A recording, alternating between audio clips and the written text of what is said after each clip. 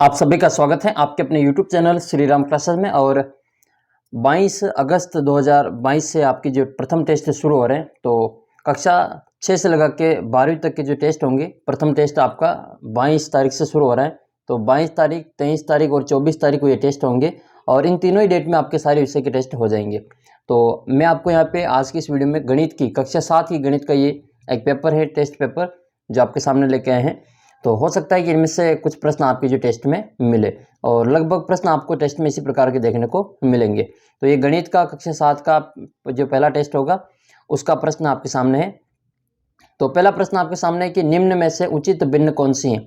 इनमें से आपको उचित भिन्न बतानी है। उचित भिन्न का मतलब ये होता है कि नीचे संख्या बड़ी और ऊपर संख्या छोटी, वो उचित भिन्न होती हैं। उचित भिन्न का मतलब हर तो होता है बड़ा और उसका अंश छोटा होता है। देखो ऊपर बड़ी है तो ये तो गलत हो जाएगा, ऊपर बड़ी ये भी गलत हो जाएगा, ऊपर बड़ी ये भी गलत हो जाएगा। तो उचित भिन्न 4 में से 3 यानी कि 3/4, अपना उत्तर हो जाएगा 3/4। ये उचित भिन्न का उदाहरण है। तो फिर बाकी ये तीनों कौन सी भिन्न है, इनको हम अनुचित भिन्न कहते हैं। ऊपर संख्या बड़ी हो तो उसको हम अनुचित भिन्न कहते हैं और नीचे संख्या बड़ी हो तो उसको हम उचित भिन्न कहते हैं। दूसरा प्रश्न है, निम्न में से अचर कौन सा है। इनमें से अचर कौन सा है। तो गणित की संख्या कहीं पे भी दिखे आपको तो वो सारी सारी अचर संख्याएं होती हैं। तो गणित की संख्याएं जो आपके अचर होती हैं, तो ये गणित का जो आपके एक दे रखा है इसमें द वाला ऑप्शन में, तो ये अपना अचर है। बाकी ये एक्स वाई और एम ये चर हैं, इनको हम क्या कहते हैं, इनको चर कहते हैं। अच्छा, दूसरी एबीसीडी की जो अक्षर दिखेंगे वो सारे के सारे चर होते हैं और बाकी गणित की जो नंबर होते हैं वो अचर होते हैं। इसकी पूरे पेपर की पीडीएफ टेलीग्राम चैनल पे मिल जाएगी। टेलीग्राम चैनल का लिंक आपको नीचे डिस्क्रिप्शन बॉक्स में दे रखा है। टेलीग्राम जरूर ज्वाइन करें, आपको वहाँ पे सारी पीडीएफ मिल जाएगी सभी पेपर के।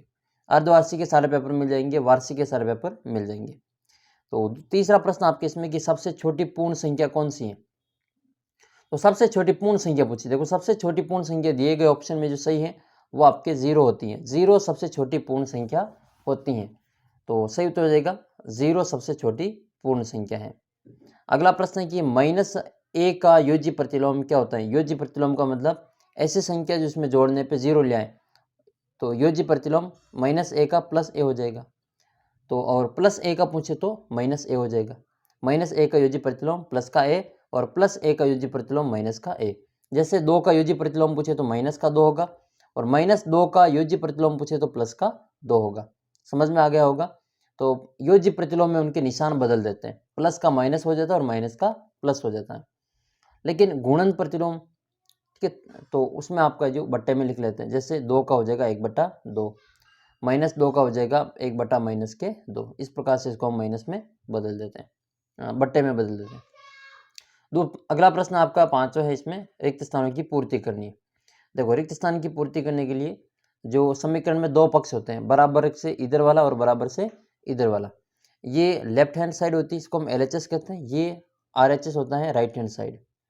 ये दायां पक्ष होता है, ये बायां पक्ष होता है और ये दायां पक्ष होता है। ठीक है, ये वाम पक्ष और एक दक्षिण पक्ष होता है। तो ये वाला जो इसका बायां पक्ष, ठीक है, ये वाम पक्ष कहलाता है, इसको हम वाम पक्ष कहते हैं। अगला प्रश्न छठा है कि एक पासे को फेंकने पर संभव परिणाम कौन कौन से। तो एक पासे के ऊपर 1 से लगा के 6 तक की गिनती लिखी होती है। तो पासे को फेंकेंगे तो 1, 2, 3, 4, 5 और 6 तक के नंबर आपको इसमें संभावित परिणाम ये आएंगे। अगला प्रश्न है कि 17 में कितना जोड़े कि 0 हो जाए। तो 17 का योज्य प्रतिलोम जोड़ दो। 17 में -17 जोड़ दो। 17 में -17, तो आपका जी इसका उत्तर कितना हो जाएगा, 0 हो जाएगा। तो यहाँ पे हो जाएगा -17। 24 का 1/2, 1/2 का मतलब हिंदी में इसको कहते हैं आधा। 24 का आधा कितना होता है, तो 12 होता है। और इसका और भी मान ज्ञात करना हो, जैसे 12 का 3/4 ज्ञात करना हो तो 4 के पार से इसको काट देंगे 3 बार, ये 9 आंसर हो जाएगा, 3 3 9। लेकिन 24 का 1/2 12 आंसर आएगा। फिर अगला सवाल 90 है इसमें आपके, और 90 सवाल में आपको क्या करना है, इसमें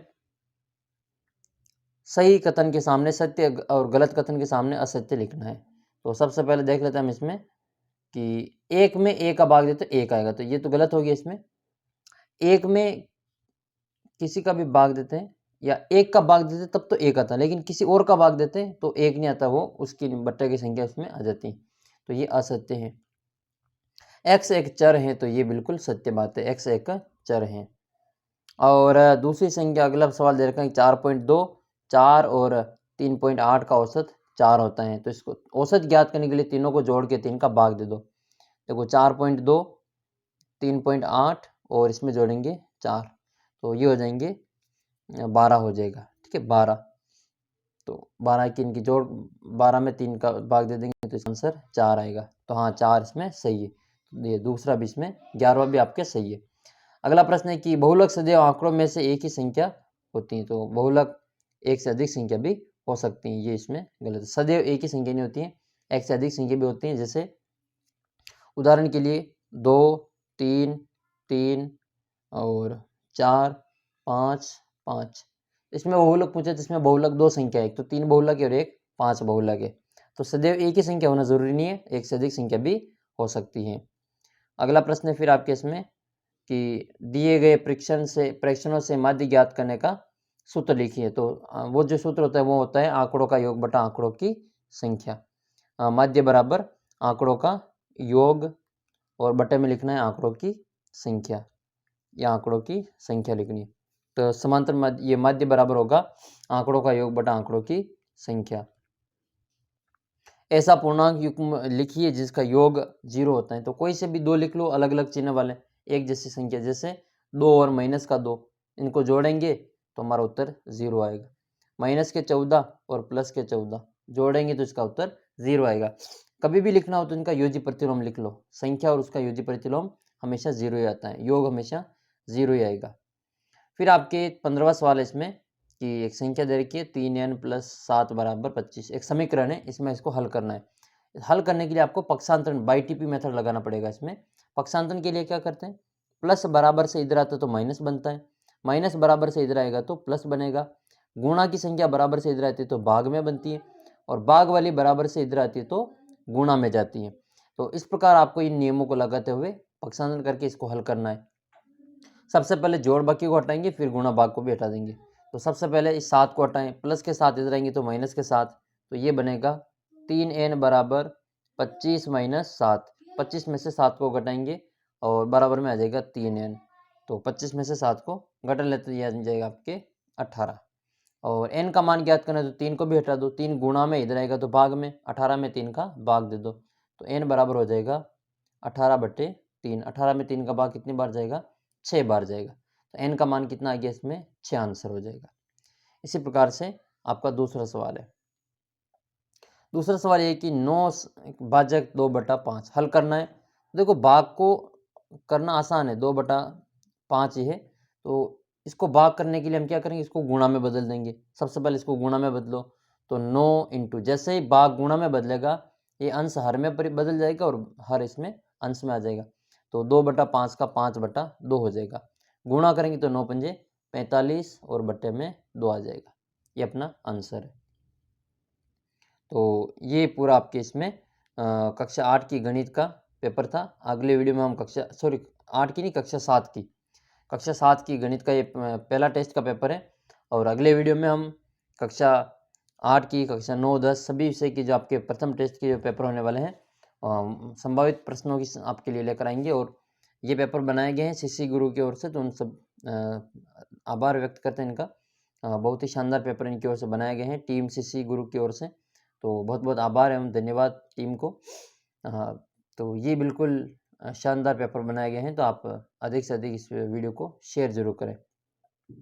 और जल्दी मिलेंगे आपको अगले पेपर के साथ में। और भी आपको कोई सा भी पेपर चाहिए तो आप नीचे कमेंट बॉक्स में लिख सकते हैं। और टेलीग्राम चैनल का लिंक नीचे डिस्क्रिप्शन बॉक्स में दे रखा है, तो आप वहाँ से इसको ज़रूर ज्वाइन करें।